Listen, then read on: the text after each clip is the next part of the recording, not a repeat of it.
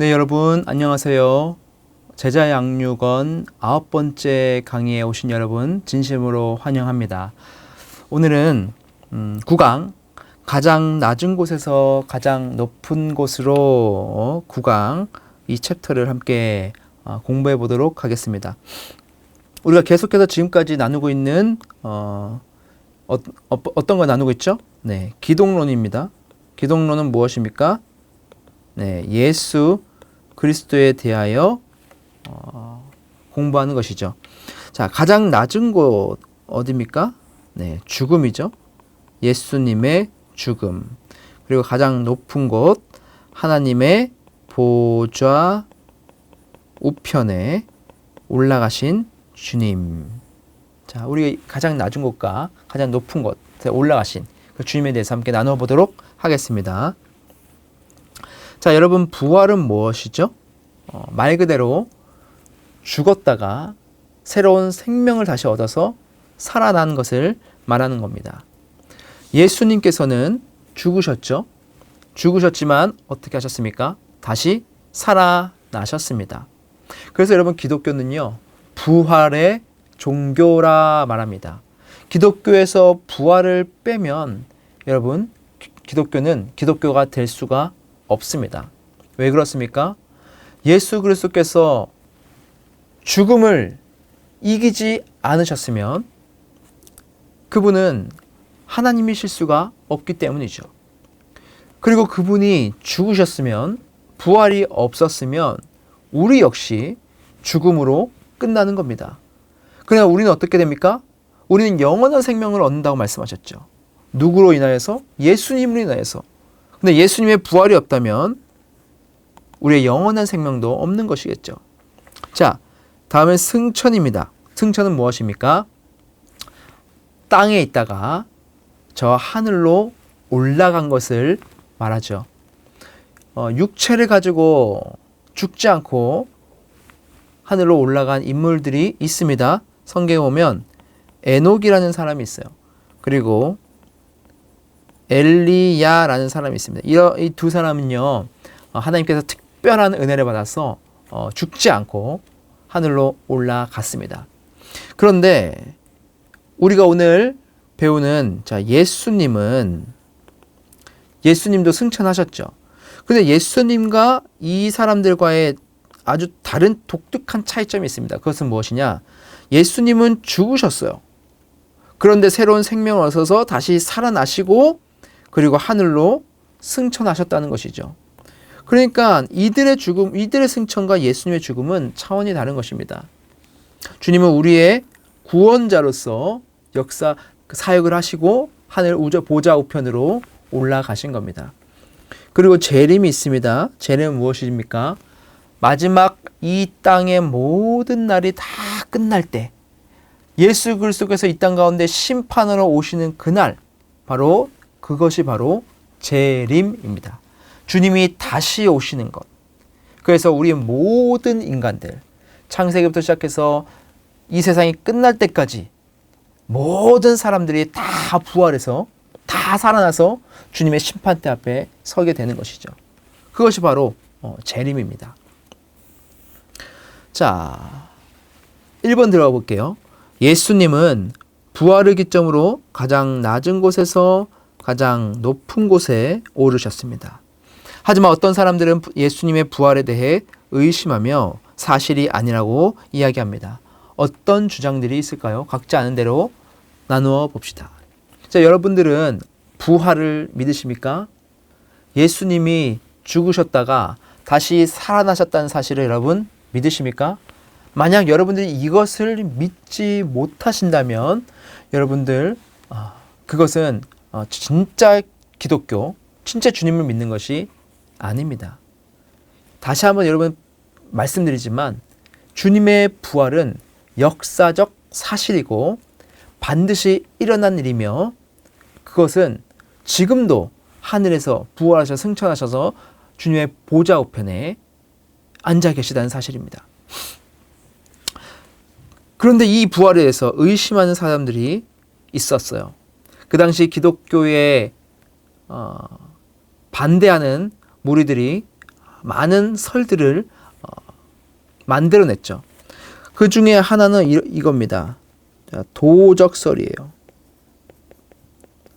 도적설은 뭐냐? 누군가가 도둑질해서 시체를 도둑질해서 빼내 갔다는 겁니다. 그래서 그 시체가 부활한 게 아니고 누군가가 도둑질해서 시체를 빼서 가고 나서 부활했다고 속였다는 것이죠. 그런데 이 도적설은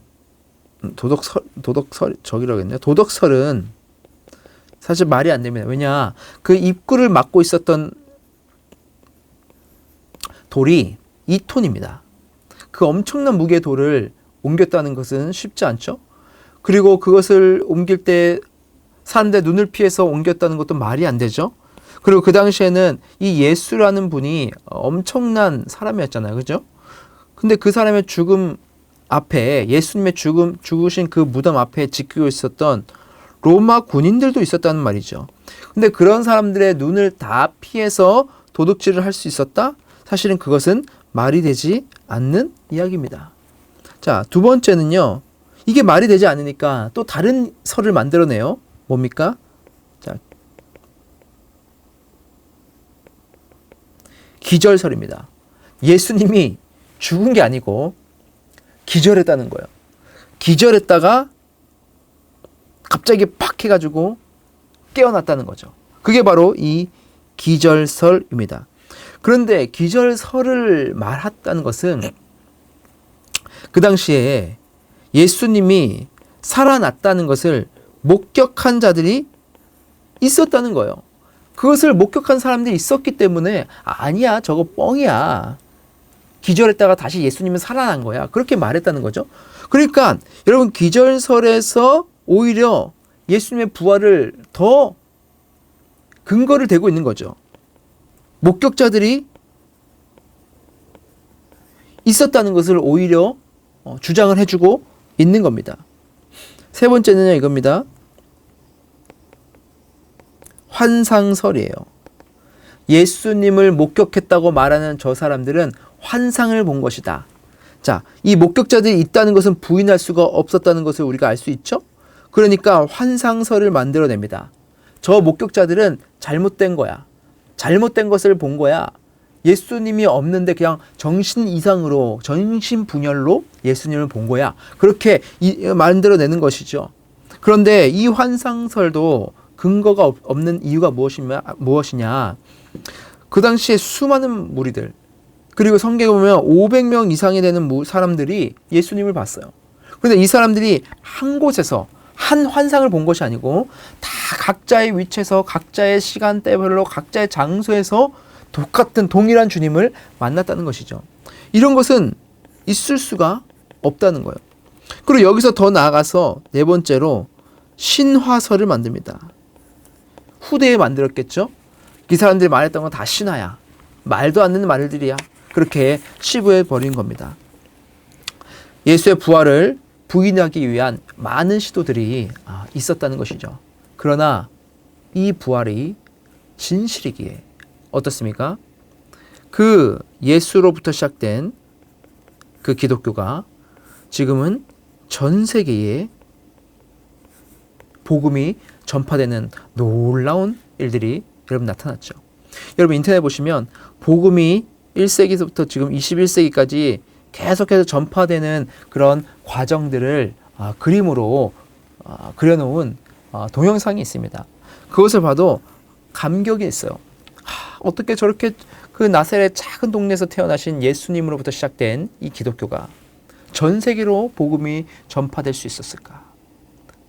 그리고 그 중에 하나가 나였다는 사실이 얼마나 감격이 있는지 모릅니다. 자, 두 번째, 예수님이 자기를 낮추실 때 하나님은 오히려 예수님을 높이셨습니다. 이런 역설과도 같은 상황을 경험하신 적이 있으십니까? 자유롭게 나누어 봅시다 되어 있죠.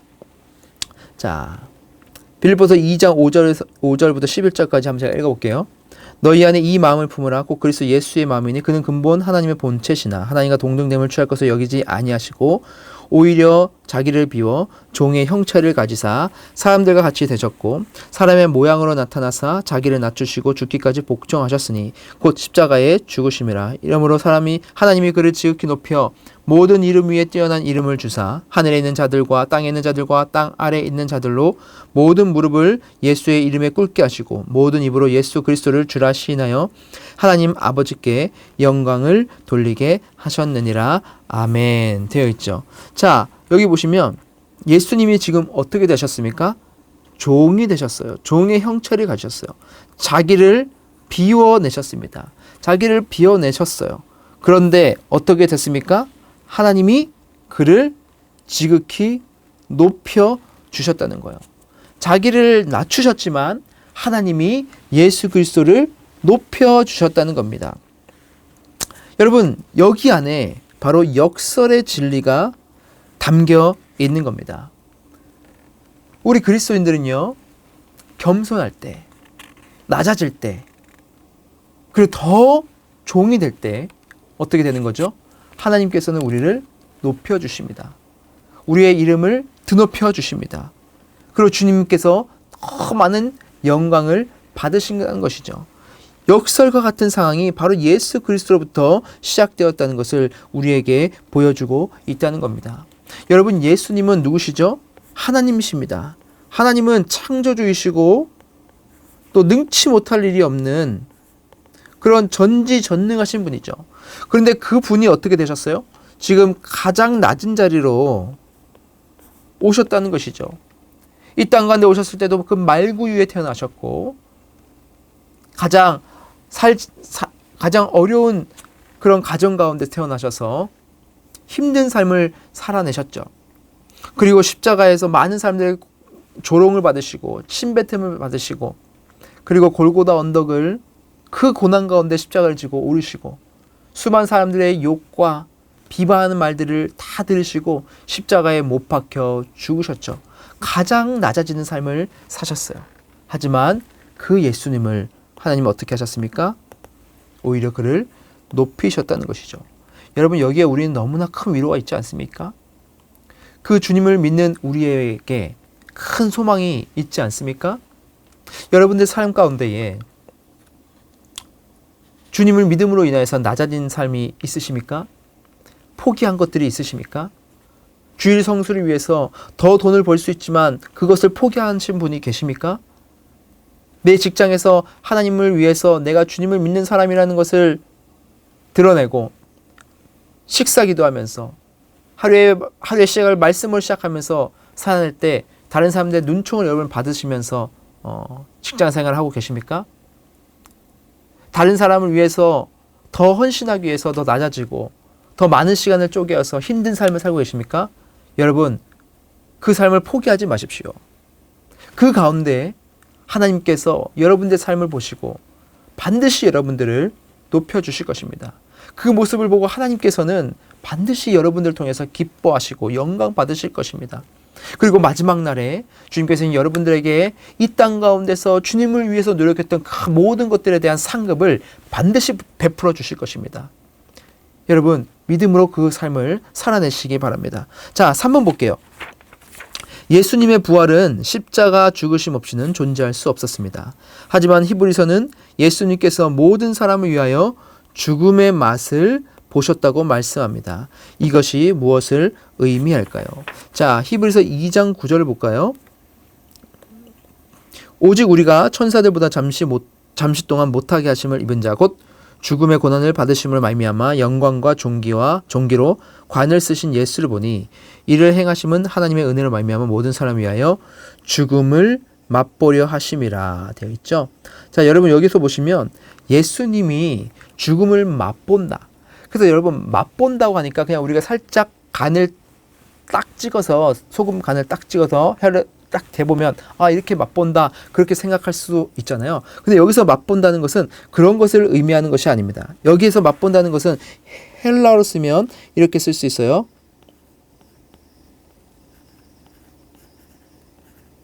자, 귀요마이라고 할 수 있는데 이것은 어떤 뜻이 담겨져 있냐면은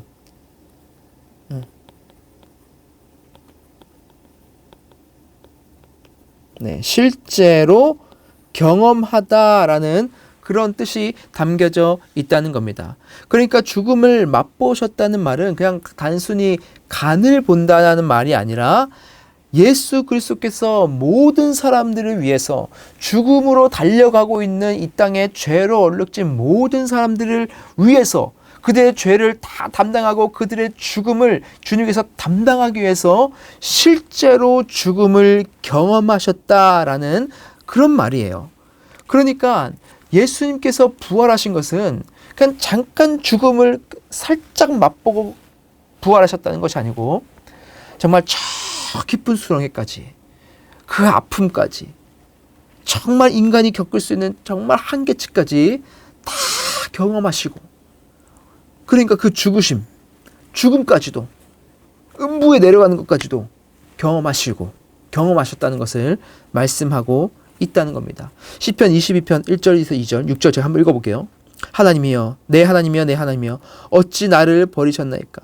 어찌 나를 멀리하여 돕지 아니하시오며 내 신음소리를 듣지 아니하시나이까? 내 하나님이여, 내가 낮에도 부르짖고 밤에도 잠잠하지 아니하오나 응답하지 아니하시나이까? 나는 벌레여 사람이 아니라 사람의 비방거리여서 백성의 조롱거리니라. 지금 시편 기자가 고백하고 있죠. 여러분 많이 보셨죠? 누가 한 고백입니까? 예수님이 십자가 앞에서 했던 고백이시죠. 하나님, 나의 하나님, 어찌하여 나를 버리시나이까? 주여, 이 잔을 내게서 옮겨 주시옵소서. 예수님의 그 마음이 이런 마음이었다는 것이죠. 잠깐 맛보고 잠깐 한번 해보지 뭐, 내가 뭐 신인데 뭐 이 정도야 못하겠어가 아니라는 것이죠. 주님은 정말로 고통 가운데, 정말로 아픔 가운데 그 일을 견뎌내시고 인내하시고 감당해내셨다는 사실입니다. 여러분, 이것이 무엇을 의미하는가? 예수 그리스도의 그 죽으심은 우리의 모든 인생의 무거운 짐들을 다 감당해내셨다는 것을 의미하고 있다는 것이죠. 자, 4번 볼게요. 예수께서 부활하셨다는 증거는 무엇입니까? 성경은 예수의 부활에 대해서 어떻게 이야기할까요? 성경 구절을 한번 찾아봅시다. 자, 예수님께서 부활하셨다고 했죠. 여러분 믿으시죠? 근데 그 증거들을 우리가 찾아볼 수가 있습니다. 첫 번째는 성경대로 부활했다는 거예요. 이게 무슨 말입니까? 자, 예언한 대로 부활했다는 겁니다. 구약에 예언된 말씀이 그대로 성취되었다는 거예요. 자, 고린도전서 15장 3절 4절 볼까요? 내가 받은 것을 먼저 너희에게 전하노니 이는 성경대로 그리스도께서 우리 죄를 위하여 죽으시고 장사 지낸 바 되셨다가 성경대로 사흘 만에 다시 살아나사, 그렇게 되어 있죠. 자, 여러분 성경에 보시면 다윗이 예수께서 부활하시기 1000년 전에 있었던 그런 사람이죠. 그런데 그 다윗이 성령의 감동을 받아서 예수의 몸이 썩지 않고 부활할 것이다라는 그런 예언의 말씀이 있어요. 그리고 여러분 이사야서를 보십시오. 이사야서에는 예수 그리스도에 대한 그 예언이 아주 가득 차 있지 않습니까? 종으로 오신 그 예수님에 대한, 그리고 나무에 달리실 예수님에 대해서, 부활하실 예수님에 대해서 여러분 구약은 계속해서 예언을 하고 있어요. 근데 정말 그 예언대로, 성경대로 예수 그리스도께서 부활하셨다는 겁니다. 자, 두 번째는요, 빈 무덤이에요. 요한복음 20장 6절 7절 제가 읽을게요. 시몬 베드로는 따라와서 무덤에 들어가 보니 세마포가 놓였고 또 머리를 쌌던 수건은 세마포와 함께 놓이지 않고 딴 곳에 쌌던 대로 놓여 있더라. 자, 이 빈 무덤이 어떻게 증거가 될 수 있느냐면은, 자, 여기 기록되어 있는 거 어떻게 기록되어 있죠? 무덤에 들어가 보니 세마포가 놓였고 또 머리를 쌌던 수건은 세마포와 함께 놓이지 않고 딴 곳에 쌌던 대로 놓여 있더라 되어 있죠. 자, 여기서 만약에 누군가가 시신을 훔쳐갔다고 한다면, 자, 그 당시에 시신은 어떻게 돼 있죠? 지금처럼 화장을 하지 않습니다. 시신 있으면 시신을 두루마리로 다 이렇게 막 싸는 거예요. 싸고 여기다가 향유를 이제 붓습니다. 그렇게 이제 해서 관 속에 넣는 것이 아니고 큰 동굴에다가 이 시신을 놓아두고 그 앞에 문을 돌로 이제 막아버리는 거예요. 그런데 이 시신이 세마포로 쌓여 있었는데 이 쌓여 있던 것이 어떻게 됩니까? 그대로 놓여 있었다는 거예요. 만약에 시신을 가지고 갔으면 그대로 다 가져갔겠죠. 누가 다 그것을 뻗겨가지고 가져가겠습니까? 그런데 그 세마포가 놓여 있던 것이 그대로 놓여 있었다라는 것이죠. 그 빈 무덤에 쌓였던 대로 그대로 놓여 있었다는 것이요.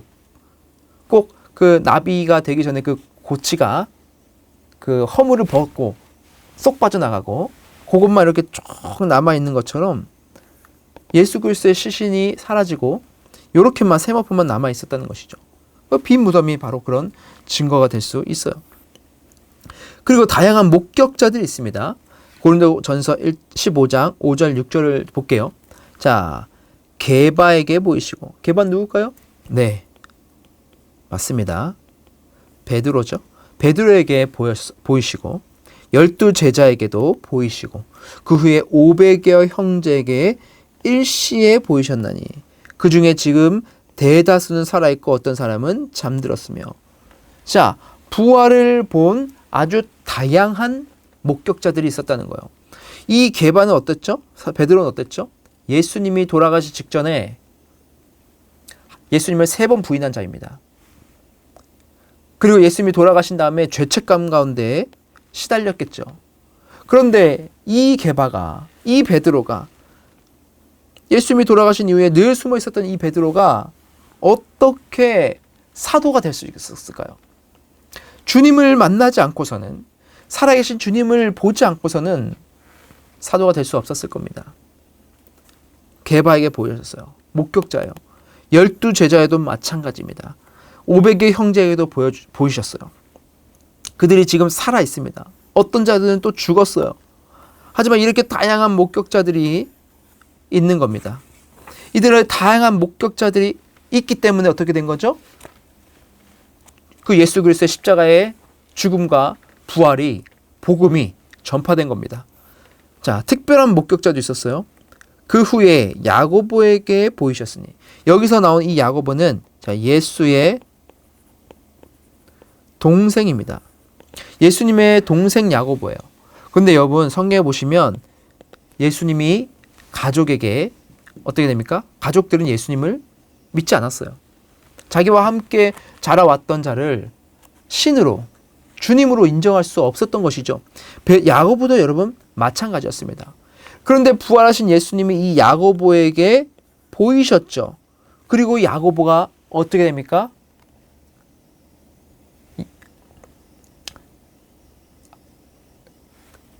하나님의 예수 그리스도를 전하는 선봉장이 되었어요. 사도가 되었습니다. 그리고 그 후에 모든 사도에게와 맨 나중에는 만삭되지 못하여 난 자와 같은 내게도, 누굽니까? 그렇죠. 바울에게도 보이신 것이죠. 예수의 부활을 경험한 이들은 예수님을 순교하기까지, 자신의 목숨을 내어놓으면서 전하기까지 다 했던 그런 자들이었습니다. 특별한 목격자들이죠. 또 있습니다. 전격적인 변화가 일어났습니다. 사도행전 볼까요? 사도들은 그 이름을 위하여 능력받는 일에 합당한 자로 여기심을 기뻐하면서, 자, 뭐라고 합니까? 자기가 능력받고 고난받고 핍박을 받고 그래도 그것을 어떻게 여깁니까? 기뻐했다. 여러분, 이게 가능할까요? 가능하겠습니까? 고난을 받아도 기뻐할 수 있는 것은 정말 부활하신, 죽음도 이기신 주님을 봤기 때문에, 목격했기 때문에, 그래서 전인격적인 변화가 그들을 완전히 사로잡았기 때문에 이런 일들을 감당할 수 있는 것이죠. 기뻐할 수 있는 것이죠.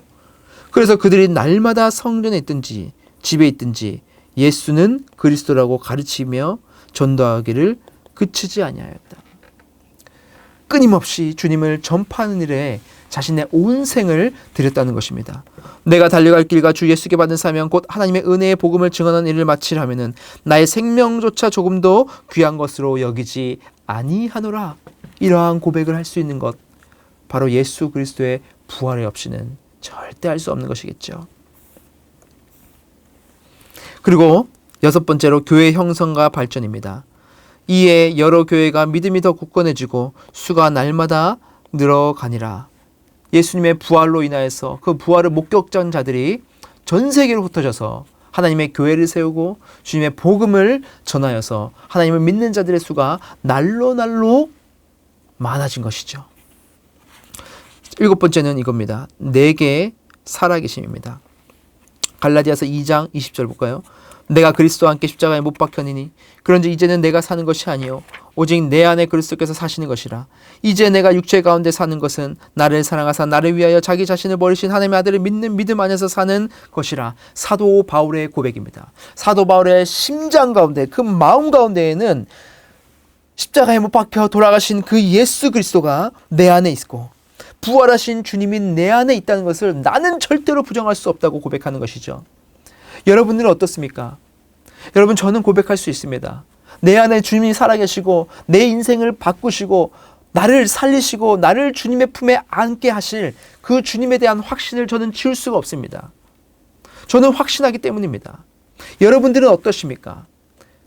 이렇게 확신한 자들, 내 안에 살아계신 예수님을 절대 부정할 수 없는 자들이 전 세계엔 수없이 많다는 것이죠. 우리의 믿음의 선배들이 그렇게 많다는 것이죠. 앞으로 나올 세대 속에서도 주님을 부인할 수 없는 자들이 나온다는 것이죠. 우리 마음 가운데 살아있다는 것입니다.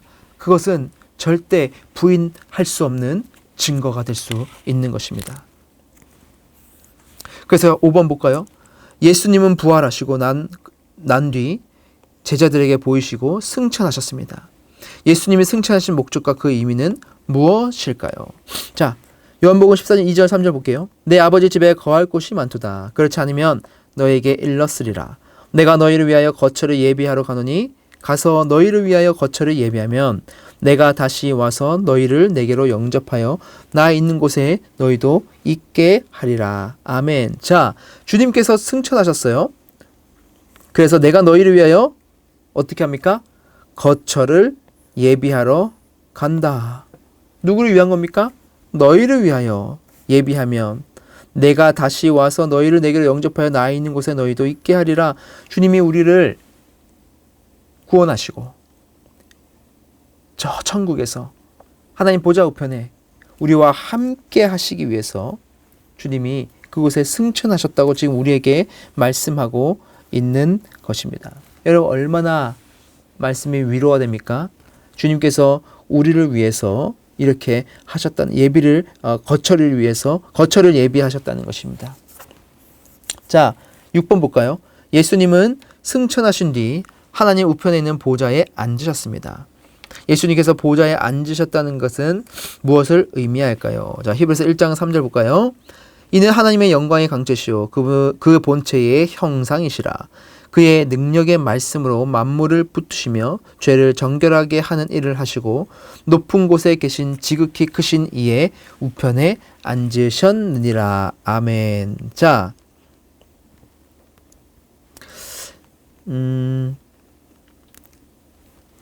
죄를 정결하게 하시는 일을 하시고 높은 곳에 계신 지극히 크신 우편에 앉으셨다, 그렇게 말씀하고 계시죠. 여러분, 하나님 우편이라는 것, 하나님 우편 보좌에 앉았다는 것은 자, 어떤 것을 말씀하신 거냐? 자, 하나님의 다스림입니다. 그곳에서 하나님의 백성들을 통치하는 통치권의 그 능력을 그곳에서 발휘하신다는 것이죠. 그래서 예수 그리스도의 구속사역의 완성을 우리가 한번 이해할 필요가 있습니다. 주님께서 그 모든 구속사역, 그러니까 이 땅에 있는 모든 죄악을 본인이 다 짊어지시고 십자가의 죽으심으로 말미암아 해결하시고 부활하심으로 말미암아 새로운 생명을 우리에게 허락하신 그 하나님의 구속사역의 완성된 것을 하나님께서 만끽하면서 하나님 우편에 앉아서 그 일을 우리에게 보여주시는 것, 그 상징적인 표현이 바로 그 우편에 앉으셨다는 겁니다. 그래서 우리는 어떻게 되는 것이죠? 이제 하나님의 다스림 속에 있다는 것입니다. 하나님이 보좌 우편에 앉아 계셨다는, 주님이 보좌 우편에 앉아 계셨다는 것은 주님의 통치 아래 이제 하나님의 백성들이 그 안에 거한다는 것입니다. 여러분들도 마찬가지입니다. 저도 마찬가지입니다. 하나님을 믿는 자는 이제 주님의 그 통치권 아래에서 모든 죄를 대속하시고 이제 그 만족함으로 보좌 우편에 앉아서 이제 하나님의 백성들, 다 죄를 깨끗이 사한 백성들을 바라보시고 지키시고 보호하시고 인도하시는 그 역할을 주님께서 하신다는 것입니다. 이제 우리는 그분의 보호 아래 있다는 것을 여러분 믿으시기 바랍니다. 7번 볼게요. 예수님 가장 낮은 곳에서 가장 높은 곳으로 오르셨습니다. 십자가 죽음을 통해 가장 낮아지시고 부활과 승천과 보좌에 앉으심을 통해 높아지셨습니다. 그리고 예수님은 재림을 통하여 가장 높은 곳으로 오르실 것입니다. 재림에 대해 성경은 무엇을 이야기할까요? 자, 사도행전 1장 11절 볼까요? 이르되 갈릴리 사람들아 어찌하여 서서 하늘을 쳐다보느냐?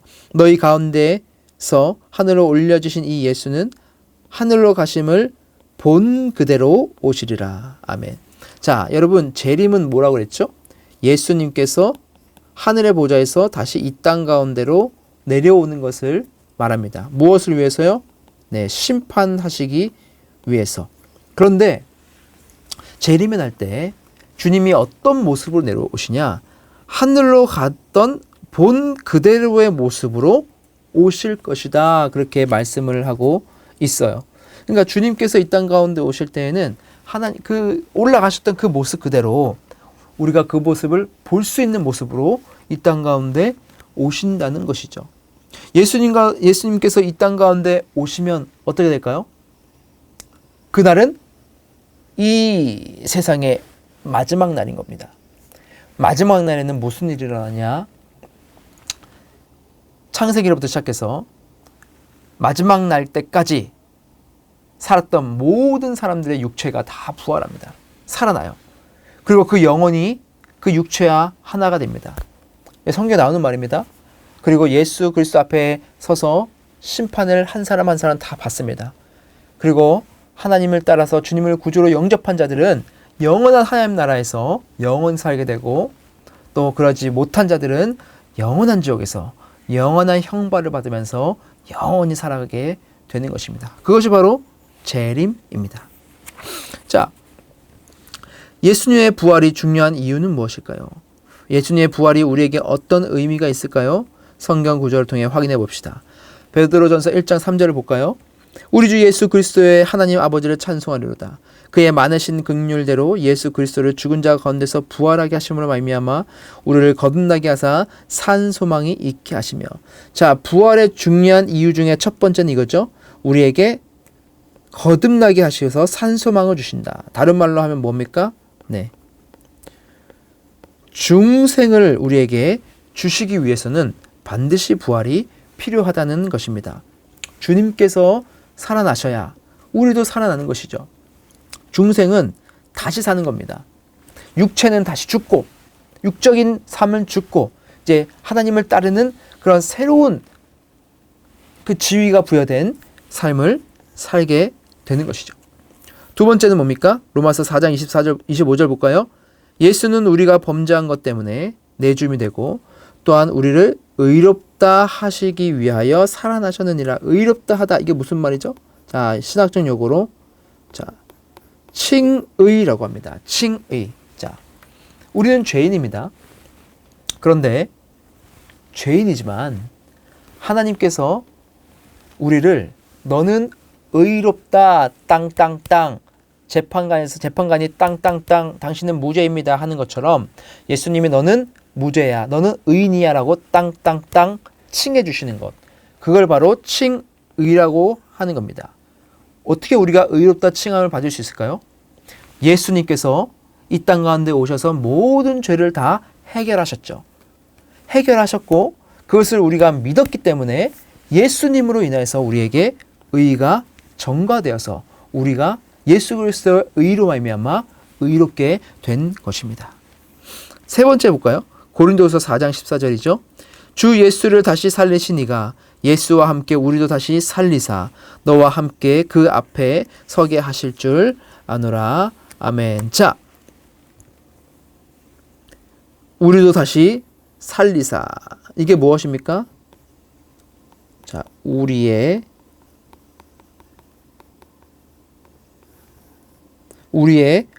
부활입니다. 근데 이 부활은 육체적 부활이겠죠? 우리의 육체까지도 부활해서 가장 아름다운 모습으로 하나님과 함께 영원히 살아가는 것입니다. 우리를 다시 주님께서 살리시기 위해서는 그 부활이 있어야겠죠. 주님이 살아나셔야 우리도 살아나는 것 아니겠습니까? 자, 그래서 구원 볼게요. 예수님의 승천은 우리의 삶과 깊은 관련이 있습니다. 예수님의 승천이 우리의 삶의 태도에 어떤 영향을 미칠까요? 되어 있죠. 자, 마태복음 6장 20절 볼까요? 오직 너희를 위하여 보물을 하늘에 쌓아두라. 거기는 좀이나 동록이 해하지 못하며 도둑이 구멍을 뚫지도 못하고 도둑질도 못하느니라. 아멘. 자, 여러분, 예수님께서 승천하셔서 하나님의 보좌 우편으로 가셨습니다. 여러분, 우리도 어떻게 될까요? 우리의 삶도 저 마지막 종착지는 저 하늘에 있습니다. 하나님을 믿는 자는 이 땅에서 영원히 사는 것이 아니죠. 모든 자들은 다 죽습니다. 그런데 죽지만 우리는 어떻게 돼요? 우리는 하늘로 승천하여서 하나님의 보좌 우편에 우리도 가게 될 것입니다. 바로 저 하나님의 보좌 우편이 우리의 최종 종착지가 되는 거예요. 그러니까 지금 이 땅은 어떻게 되는 겁니까? 우리는 지금은 나그네의 삶이에요. 이 땅은 잠깐 있다 가는 곳입니다. 잠깐 있다 가는 곳이기 때문에 우리가 이 땅 가운데서 바둥바둥하며 살 필요가 있을까요? 이 땅의 것들을 취하려고 정말 욕심 부리면서 남을 짓밟으면서 그렇게 살 필요가 있을까요?